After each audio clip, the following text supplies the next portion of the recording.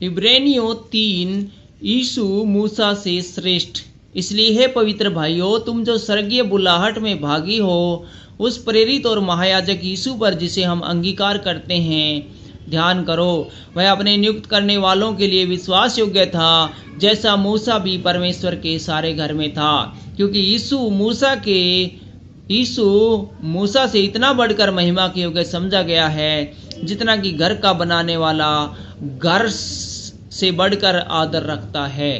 क्योंकि हर एक घर का कोई न कोई बनाने वाला होता है, पर जिसने सब कुछ बनवाया वह परमेश्वर है। मूसा तो परमेश्वर के सारे घर में सेवक के समान विश्वास योग्य रहा कि जिन बातों का वर्णन होने वाला था उनकी गवाही दे, परंतु मसीह पुत्र के समान परमेश्वर के घर का अधिकारी है और उसका घर हम हैं, यदि हम साहस पर और अपनी आशा के घमंड पर अंत तक दृढ़ में स्थिर रहे।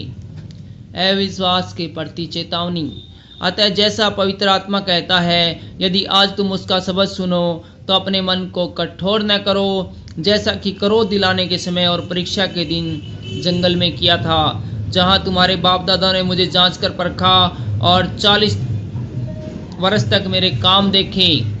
इस कारण मैं उस समय के लोगों से क्रोधित रहा और कहा, इनके मन सदा भटकते रहते हैं और इन्होंने मेरे मार्गों को नहीं पहचाना। तब मैंने क्रोध में आकर शपथ खाई, वे मेरे विश्राम स्थान में कभी प्रवेश न करने पाएंगे। हे भाइयों, चौकस रहो कि तुम में ऐसा बुरा और अविश्वासी मन न हो जो तुम्हें जीवते परमेश्वर से दूर हटा ले जाए। वरन जिस दिन तक आज का दिन कहा जाता है, हर दिन एक दूसरे को समझाते रहो, ऐसा न हो कि तुम में से कोई जन पाप के छल में आकर कठोर हो जाए। क्योंकि हम मसीह के भागीदार हुए हैं, यदि हम अपने प्रथम भरोसे पर अंत तक दृढ़ता से स्थिर रहे, जैसा कहा जाता है, यदि आज तुम उसका शब्द सुनो तो अपने मनों को कठोर न करो, जैसा कि क्रोध दिलाने के समय किया था। भला किन लोगों ने सुनकर भी क्रोध दिलाया? क्या उन सब ने नहीं जो मूसा के द्वारा मिस्र से निकले थे? और वह 40 वर्ष तक किन लोगों से क्रोधित रहा? क्या उन्हीं से नहीं जिन्होंने पाप किया और उनके शव जंगल में पड़े रहे?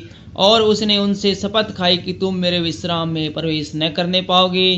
क्या केवल उनसे नहीं जिन्होंने आज्ञा न मानी? अतः हम देखते हैं कि वे अविश्वास के कारण प्रवेश न कर सके। Thank you.